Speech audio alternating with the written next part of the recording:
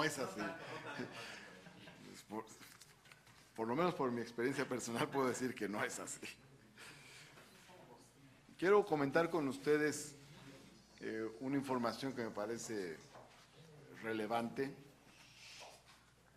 que tiene que ver con discusiones y acuerdos que ha tenido la mesa directiva sobre un caso curioso que tiene que ver con lo jurisdiccional, con lo judicial. Recientemente, apenas empezando esta legislatura, llegó una sentencia del Tribunal Federal de Justicia Administrativa. La sentencia llegó de un tribunal colegiado. De un tribunal colegiado. Llegó una sentencia, gracias doctor, del Tribunal Colegiado en Materia Administrativa del primer circuito. Es el 17º Tribunal Colegiado en Materia Administrativa del primer circuito.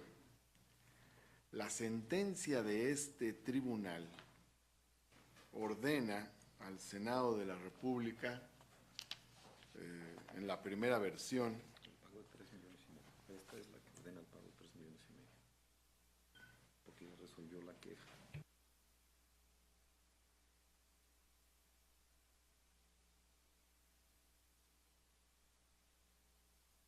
Esta sentencia del 17º Tribunal Colegiado en Materia Administrativa del primer circuito ordena al Senado pagar la cantidad de 3,446,077 pesos con 17 centavos a un magistrado de nombre Juan Manuel Terán y Contreras,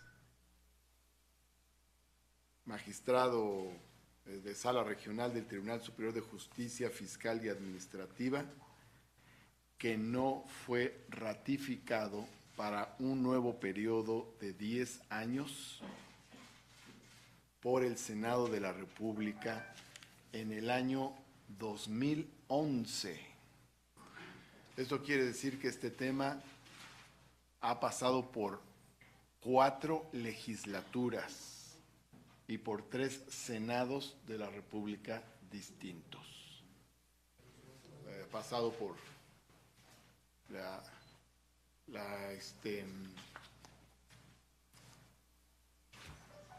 la segunda legislatura correspondiente al sexenio de Calderón, las 2 legislaturas correspondientes al sexenio de Peña Nieto y esta legislatura correspondiente al actual sexenio.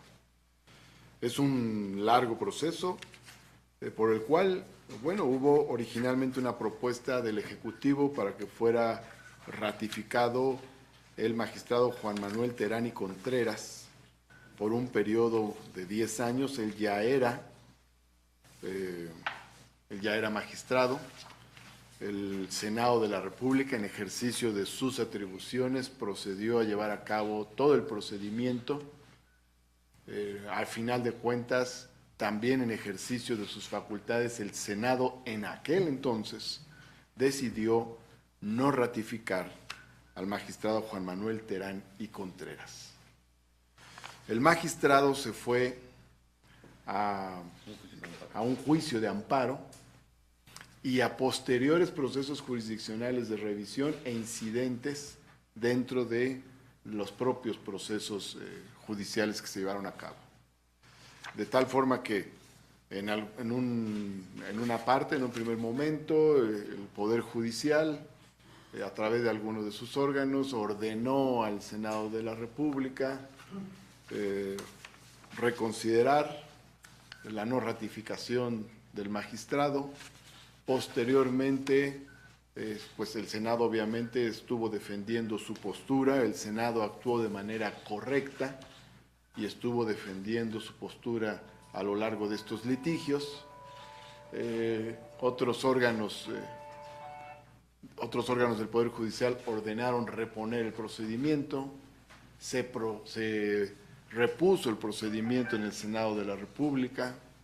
En algún momento de reposición del procedimiento se citó a comparecer al magistrado para conocer sus puntos de vista, para que los expusiera ante las comisiones.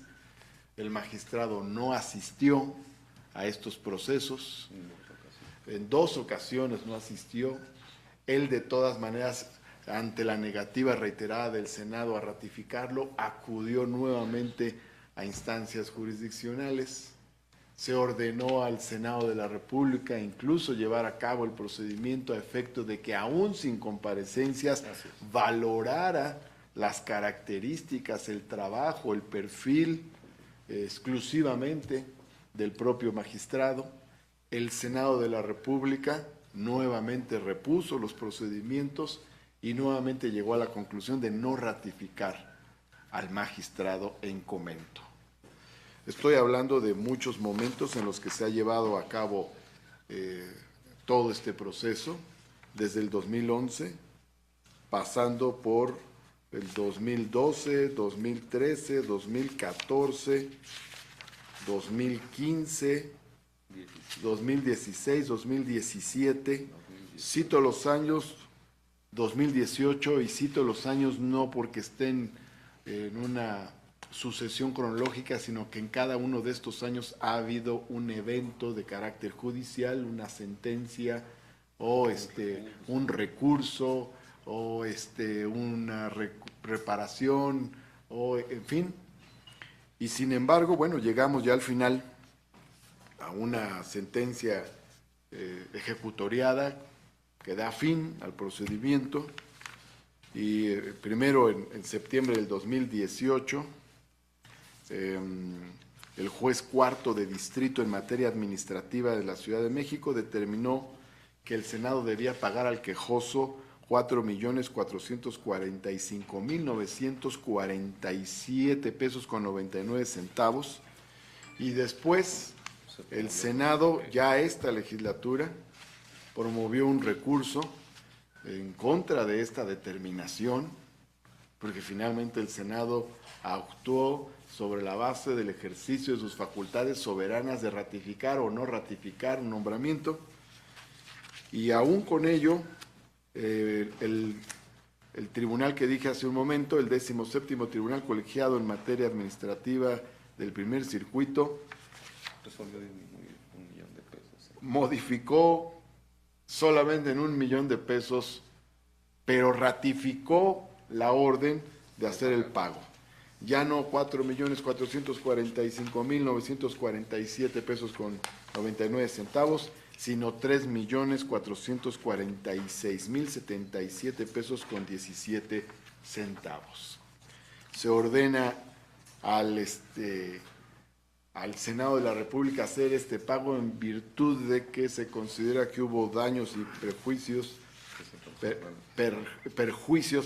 daños y perjuicios que se causaron al magistrado, y es una especie de indemnización calculada sobre la base de sueldos y prestaciones que dejaría de devengar en caso de no haber sido ratificado. Esto ocurre a pesar de que a lo largo de todo el proceso el magistrado nunca dejó de cobrar. Estuvo beneficiado por una suspensión que le permitió seguir cobrando como magistrado a lo largo de todo este proceso.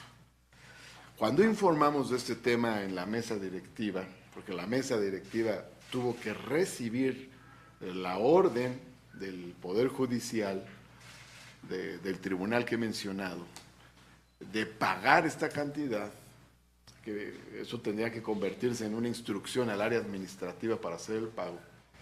Evidentemente hubo 2 reflexiones en la mesa directiva. La primera fue, la tónica nuestra no ha sido la de desacatar ninguna resolución judicial, pero por otro lado, pues se está cometiendo una injusticia múltiple, porque por un lado se pone en cuestión la facultad soberana del Senado de decidir sobre ratificar o no nombramientos que envía el Ejecutivo, y 2, además se le está imponiendo una sanción económica para sustituir la decisión de no haberlo ratificado.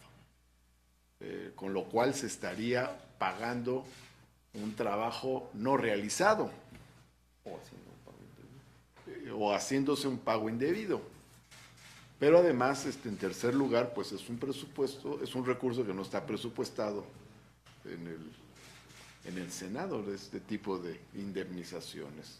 Esto no es usual, no tenemos conocimiento de precedentes de este tipo, y por lo tanto en la mesa directiva instruimos a dos áreas jurídicas, a la Secretaría Técnica de la mesa directiva y a la Secretaría Parlamentaria del Senado, para elaborar alternativas. Encontramos una alternativa porque todo parecía conducir a que tendríamos que hacer el pago y al mismo tiempo generar una protesta ante el Consejo de la Judicatura, pero decidimos explorar otra vía, que tampoco es común, que fue presentar un escrito ante la Suprema Corte de Justicia directamente. Presentamos este escrito, manifestando posibilidades. presentamos este escrito, hacemos nuestra argumentación.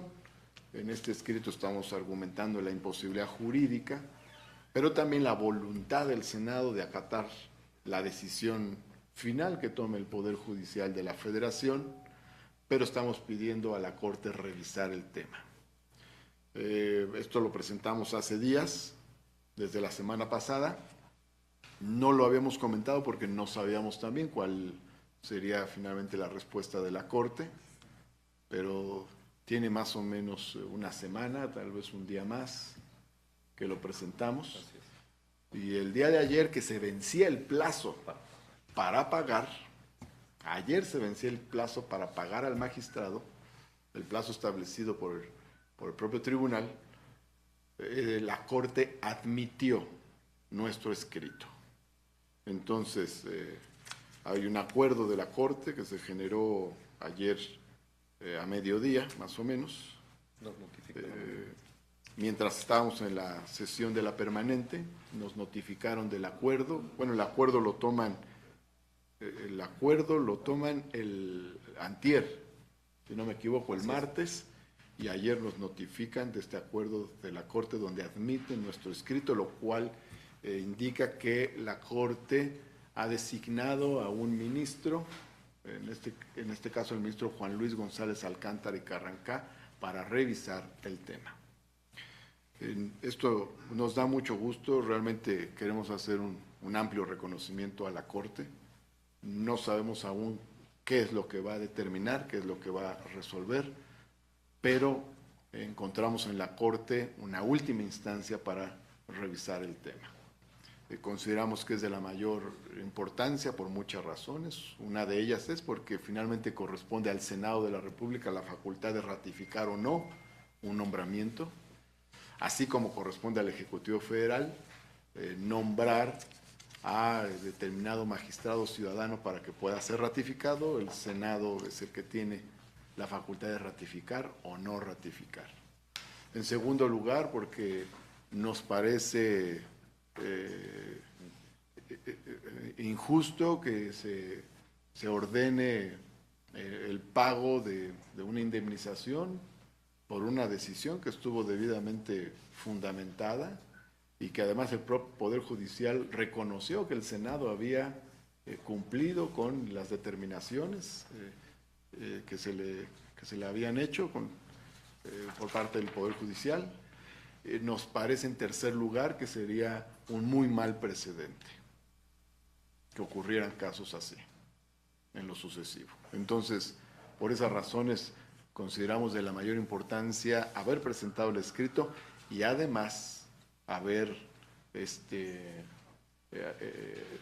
se haya, por parte de la Corte, admitido el escrito y se haya designado, se haya turnado a un ministro para estudiar el caso. Esto detiene por lo pronto el proceso de indemnización que se venía y esto quiere decir que la Corte determinará lo conducente, y ya lo sabremos en próximos días y nosotros estaremos listos para presentar nuestros argumentos. Quiero señalar, subrayar que el escrito que se presentó ante la Corte, o al escrito que se presentó ante la Corte le dimos la mayor importancia, está firmado por todos los integrantes de la mesa directiva. Esto fue un acuerdo unánime de todos los distintos grupos parlamentarios. Es decir, no es un simple trámite, sino el órgano que representa jurídica y políticamente al Senado presentó esta solicitud, este escrito ante la máxima instancia del Poder Judicial de nuestro país, que es la Suprema Corte de Justicia de la Nación. Entonces, queremos nosotros reconocerle a la Corte e informar también a la opinión pública que esta es una forma de defender los recursos públicos, los recursos de la nación, también es una forma de defender las facultades del Senado de la República y de buscar que se lleven a cabo estos procesos debidamente. En el momento en que la Corte resuelva, nosotros acataremos la resolución. Esperamos que el punto de vista que ha formulado la mesa directiva del Senado de la República sea admitido, avalado, hecho suyo por la Corte. Eso lo sabremos después, pero lo que resuelva la Corte pues ya será ahora sí la palabra final en este largo proceso. Se pregunta Amador Macias. Un detalle nada más. ¿Para qué tribunal es la ratificación, por favor? Es el Tribunal Superior de Justicia Fiscal y Administrativa, para una sala regional. Es Tribunal de Justicia Administrativa. Se cambió de nombre. Se cambió de nombre.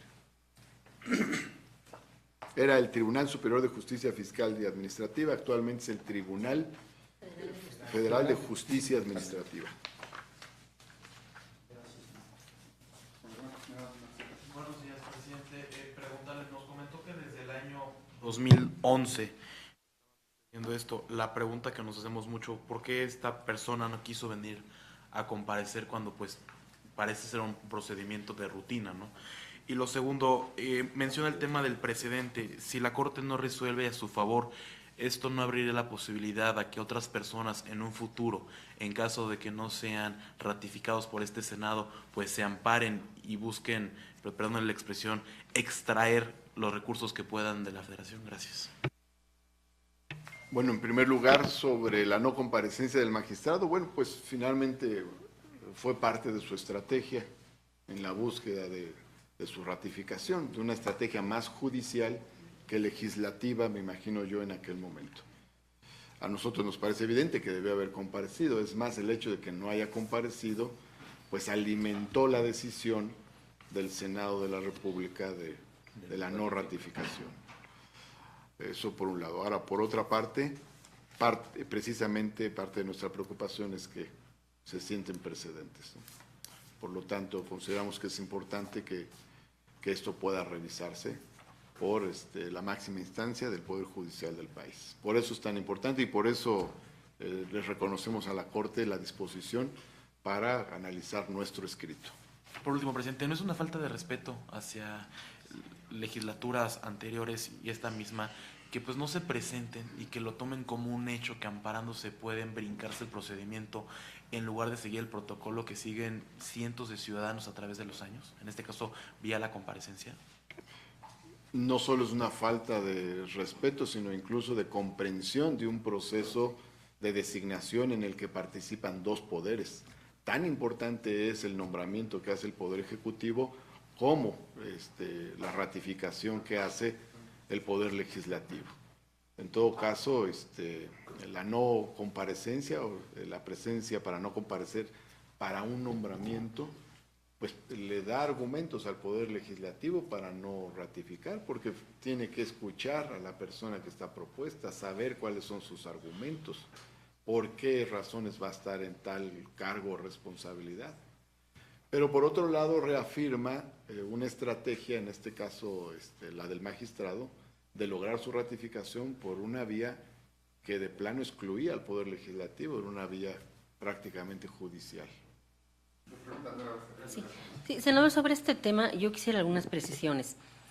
¿Usted revisaron el expediente para saber si realmente la legislatura a la que le tocó actuó de forma correcta o había algún elemento que impidiera la ratificación del magistrado? Eso, ¿cómo es que estuvo cobrando si ya no era magistrado? Y una de este mismo tema, creo que hay otro caso similar, o tienen por lo menos de otros magistrados que también se han amparado. Y uno de ellos también es un juicio muy largo. Y sobre otro tema, si quiere no me conteste eso, sino cuando ya acabe los demás preguntas sobre ese tema, quisiera que nos compartiera qué le contó hoy Germán Martínez en la reunión que sostuvieron en la mañana. Gracias.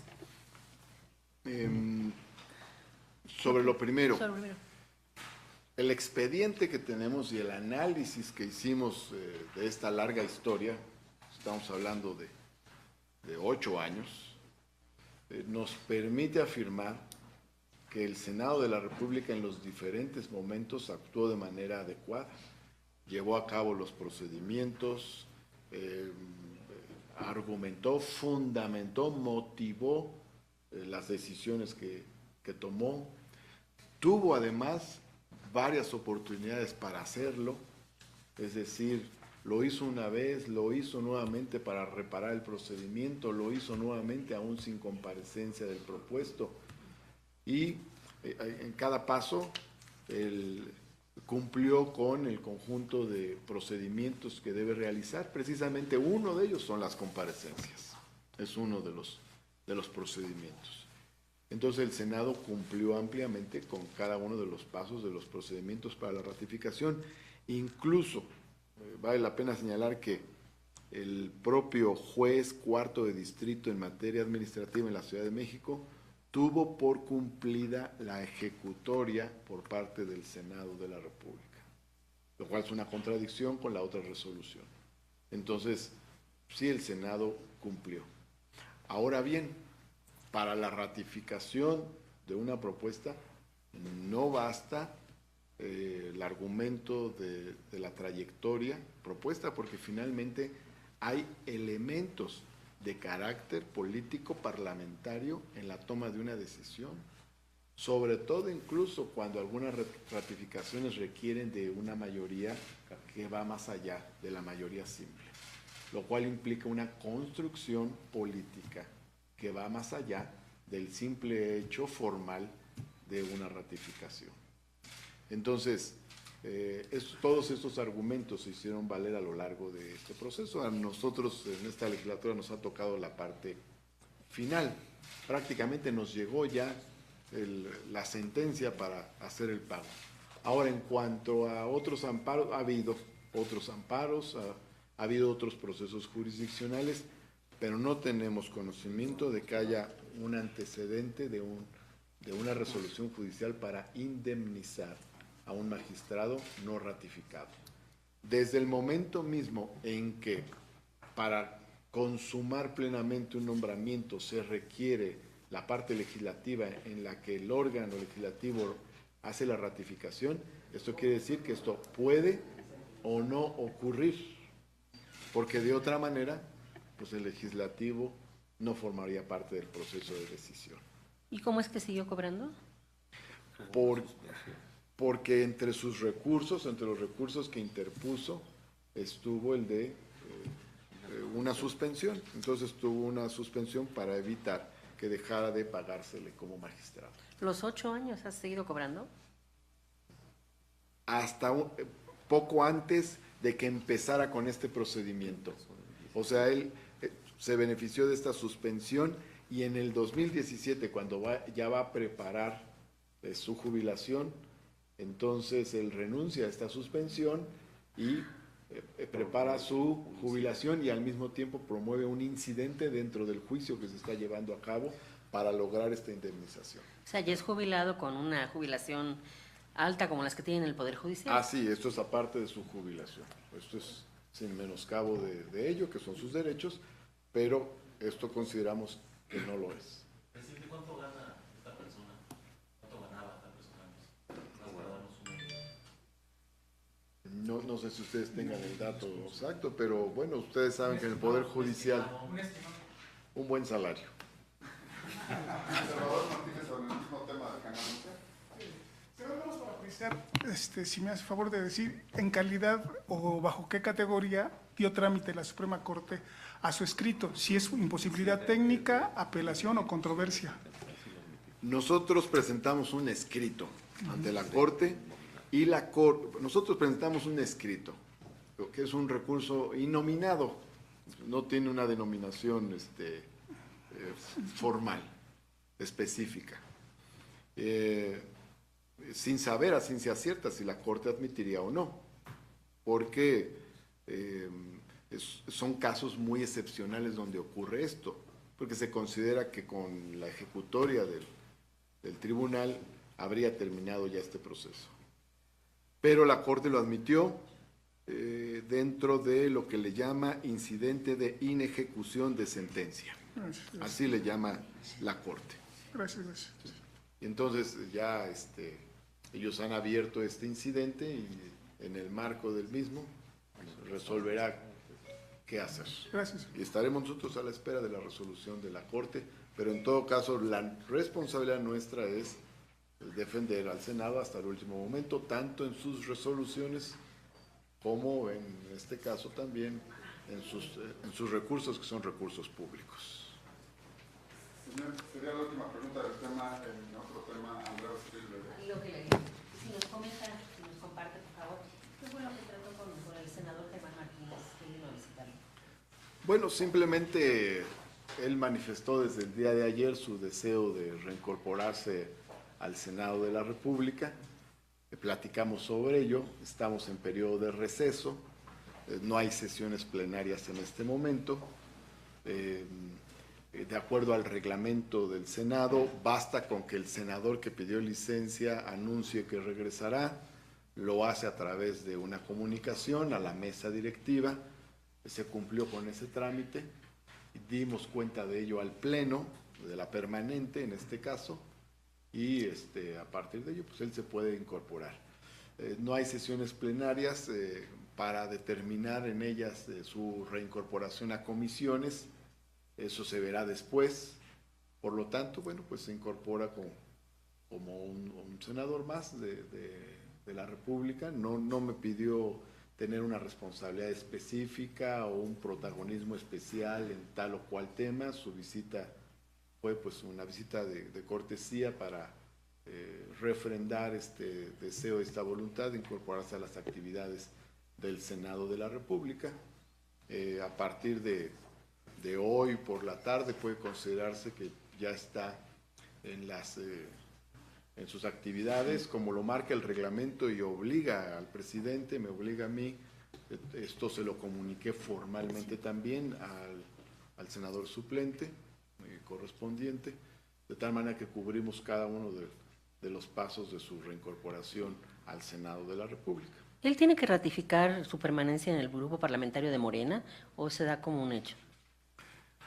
Bueno, en el propio escrito donde solicita su regreso al Senado, ahí dice que forma parte del grupo parlamentario de Morena.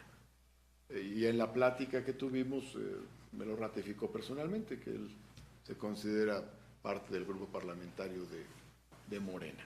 ¿Y con qué ánimo viene? ¿Qué le comentó? ¿Alguna cosa que nos pueda compartir? Básicamente lo que me dijo es que él está en el proyecto como ha estado siempre y va a seguir en el proyecto, sin cambio alguno. Él está en un proyecto del que ha formado parte, aunque ya no forme parte de la Administración Federal, en el legislativo formará parte de este proyecto y a eso obedece que formará parte o seguirá formando parte o se reincorporará al grupo parlamentario de Morena. Una otra pregunta del señor Rey Rodríguez de CNN.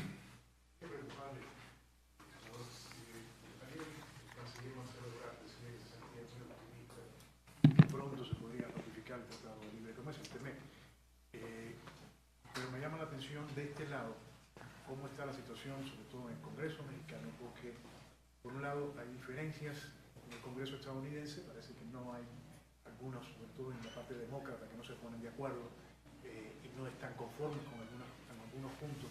Y otro, el tema migratorio parece estar tensando las relaciones entre un país y otro, ahora que incluso viene la cercanía de las elecciones. Me gustaría saber su opinión de cómo está este lado y si hay alguna fecha de que la ratificación de parte de México. Comparto el optimismo del canciller Marcelo Ebrard. Veo con optimismo el proceso de ratificación del Tratado México, Estados Unidos, Canadá. La Cancillería ha estado haciendo su trabajo. Por nuestra parte también hemos tenido actividad. Hemos recibido aquí a congresistas de Estados Unidos. Vinieron congresistas demócratas de origen mexicano o de ascendencia mexicana. Particularmente tuvimos la reunión con el congresista Henry Cuellar, que encabezó una delegación. Platicamos de diversos temas, especialmente de la reforma laboral, que es de interés de los congresistas demócratas, y comentamos sobre la reforma, hablamos de la profundidad de la misma. De hecho, con ellos platicamos un día antes de que se aprobara la reforma aquí en el Senado de la República. Fue el día que pasó a primera lectura, precisamente. Hablamos de otros temas también, relacionados con el Tratado México, Estados Unidos y Canadá. Especialmente nosotros fuimos claros en la idea que tenemos de que se ratifique el tratado en los términos en los que ya fue firmado por los 3 presidentes de Canadá, Estados Unidos y México.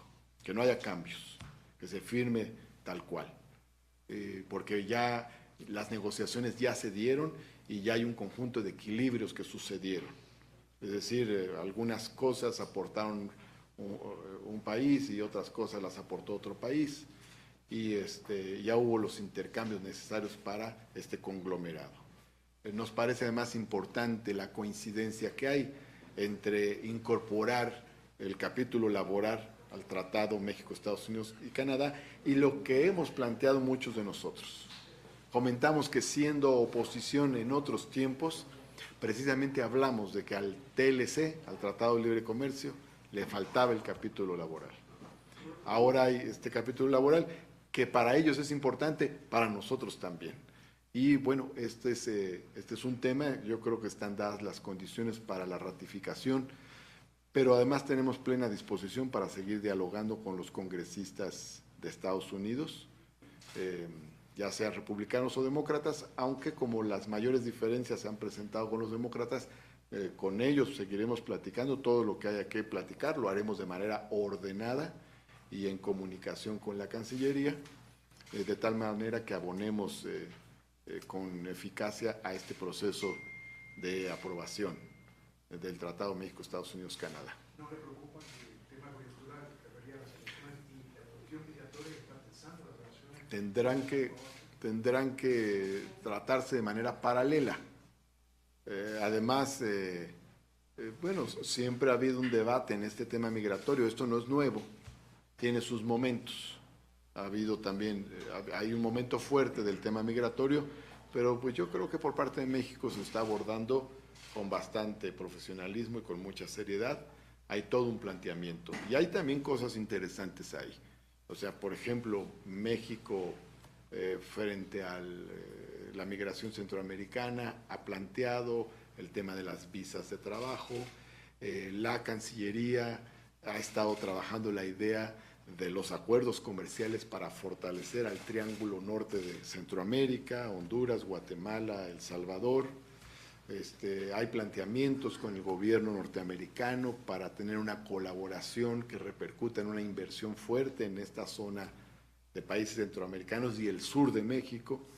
Y bueno, esas son propuestas y alternativas concretas. México además ha tomado decisiones como la Franja Norte, que es una cortina de desarrollo, se le ha llamado, donde aumentó el salario mínimo al 100% y bajaron a la mitad el impuesto sobre la renta y el impuesto al valor agregado, de tal manera que pueda ser una zona que potencie inversión y trabajo.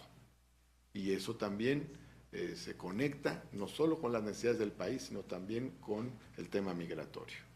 Queremos que finalmente se den oportunidades en nuestro país y que quien quiera migrar lo haga por gusto y no por necesidad. Pero México ha estado trabajando en el tema. Yo creo que ha desplegado un conjunto de iniciativas para atender el tema migratorio. El señor Rolando Ramos, del Economista, sí. Senador, buenas tardes. ¿Cuál es el estatus que guarda la designación pendiente de los 18 magistrados del Tribunal Federal de Justicia Administrativa? Entiendo que está en las comisiones. Y si esta demora en la designación tiene que ver con las iniciativas que están en ciernes para la eliminación de las 5 salas regionales. No, no hay demora. Es un tema también que nosotros heredamos, que viene de legislaturas pasadas. Este es otro tema. Pero hubo una sentencia. La sentencia llegó en los últimos días de abril y prácticamente nos agarró en la Semana Santa. Y al regresar de ese periodo, inmediatamente, como dice la sentencia, turnamos a las comisiones correspondientes de justicia y de anticorrupción, y estas comisiones se reunieron, elaboraron todo un procedimiento. Los mecanismos que la sentencia incorpora para su cumplimiento son muy detallados. Se exigen fichas informativas de cada uno, informaciones específicas, creo que hasta antecedentes penales de cada uno, de los propuestos, en fin, las comparecencias. Entonces hay un conjunto de procedimientos muy detallados.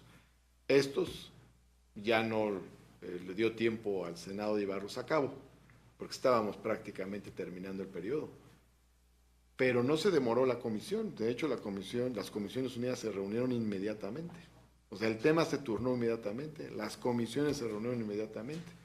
Terminó el periodo, pero la propia sentencia del Poder Judicial en este caso prevé que en caso de que el Senado no lo resuelva por los tiempos, será la comisión permanente la que lo resolverá.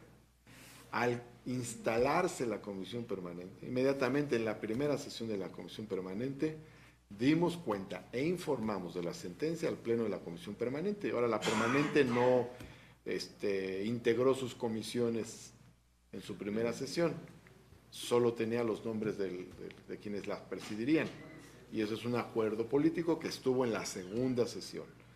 Ya en la segunda sesión de la permanente, ahí acordamos la integración de las comisiones y turnamos el tema de los magistrados anticorrupción a la primera comisión, si no me equivoco. Entonces, indistintamente ya el tema está turnado. No solo turnado, sino que en la propia sesión yo hice un énfasis especial y pedí la atención del presidente de la comisión para este tema, pues se trata de una sentencia del Poder Judicial que tiene que cumplirse. Decía que indistintamente de si se rechazan o se aceptan los nombramientos, esto no tiene que ver, digamos, con la iniciativa de la actual secretaria de Gobernación en el sentido de desaparecer las empresas. No, son procesos distintos y los legislativos más largos en todo caso. Aquí nosotros estamos atendiendo puntualmente el cumplimiento de la sentencia y se va a cumplir la sentencia.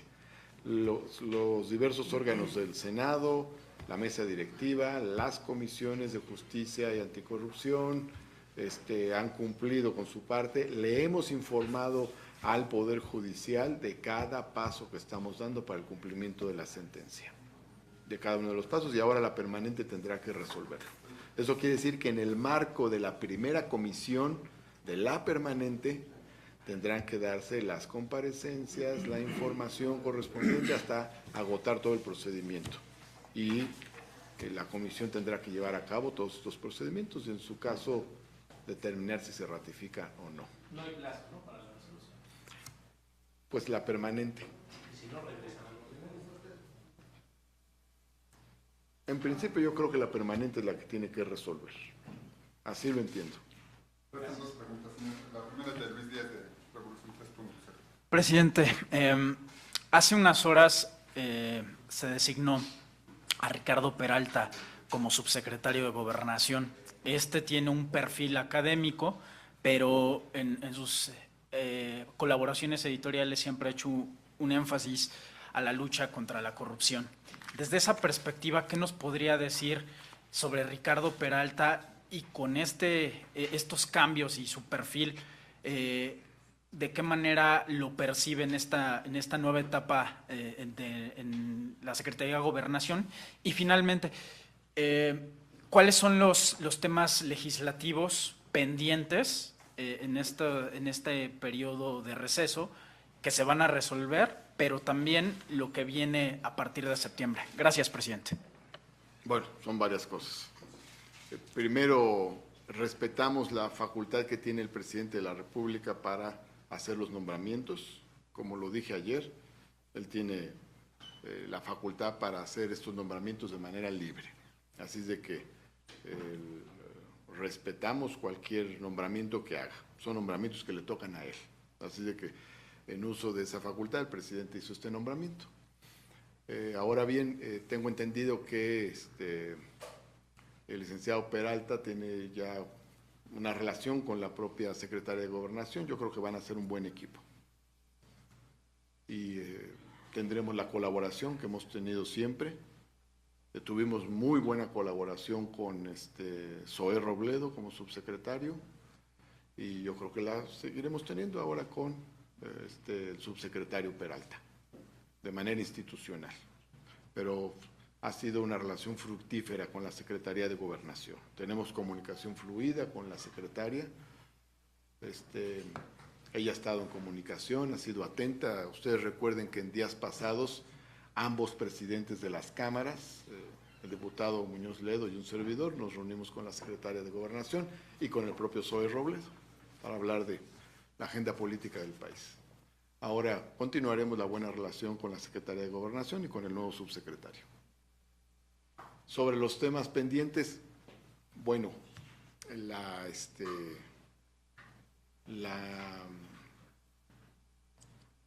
Junta de Coordinación Política de la Cámara de Senadores hizo un nuevo planteamiento de temas para un extraordinario. Se propondría hacia el 19 de junio, más o menos, si no me equivoco. Claro que el extraordinario tiene que ser convocado por la Comisión Permanente, pero se considera que hasta entonces habría extraordinario. El extraordinario abordaría lo de la ley reglamentaria de extinción de dominio, abordaría también el tema de la, sí, también, lo del Instituto Chucho Roto, abordaría el tema de la ley de austeridad también. Están los nombramientos de consejeros de Pemex, de CFE, de consejeros independientes, que hace el presidente y los tiene que ratificar el Senado, entre otras cosas, ¿no? Ya en su momento, cuando se apruebe la convocatoria del extraordinario, sabremos ya los temas en definitiva que se abordarán. Esos son algunos de los temas pendientes, pero siempre surgen. La última pregunta es del señor Juan Arrezu. Buenos días, tardes, señor. El gran tema de la investigación de Odebrecht en México y el caso del exdirector de Pemex, Emilio Lozoya, con una sanción, una inhabilitación por 10 años que a la sociedad le da risa. ¿No será ya la pista de despegue de una de las decisiones anunciadas por el gobierno federal en la toma de posesión de punto final en cuestiones de corrupción? ¿Qué le parece a usted todo este enjambre de un caso que no se resuelve y esa expectativa del punto final? Bueno, los órganos del gobierno están tomando determinaciones y no veo por qué debamos pensar que ya serán las únicas determinaciones que tomarán. Me imagino que seguirá habiendo determinaciones sobre estos casos. Y el gobierno hará sus investigaciones, sobre la base de sus facultades tomará determinaciones y vamos a estar atentos. La interlocución con el Ejecutivo, ¿ha tenido el Senado conocimiento de alguna iniciativa, algún proyecto de punto final? No. Solo En la interacción con el Ejecutivo están los proyectos de los cuales hemos conocido públicamente. Recordarán que hubo 12 puntos que el presidente planteó. Prácticamente casi todo lo que corresponde a esos 12 puntos está resuelto, casi todo. Algunas de las cosas que faltan, por cierto, a propósito de la agenda pendiente, es lo de revocación de mandato y consulta, que está entre los puntos que acordó la Junta de Coordinación Política. Está, gracias, revocación de mandato y consulta, está el tema de cuidados paliativos multidisciplinarios ante enfermedades terminales, el tema de extinción de dominio, el tema de la ley de confianza ciudadana, el tema de la ley de austeridad republicana, y está la conformación de la Junta, de este organismo nuevo que determina la reforma educativa, que yo había ya comentado con ustedes, que tendría que hacerse. La Junta Directiva del organismo que sustituye al organismo de evaluación, que va a ser el organismo de mejora continua de la educación. Y luego están diversos nombramientos del Comité Técnico del Fondo Petrolero para la Estabilización, del Consejo de Administración de la Comisión Federal de Electricidad, entre otros. En principio estos son algunos de los puntos. Señor presidente, será todo. Gracias a ustedes, muchas gracias. Gracias.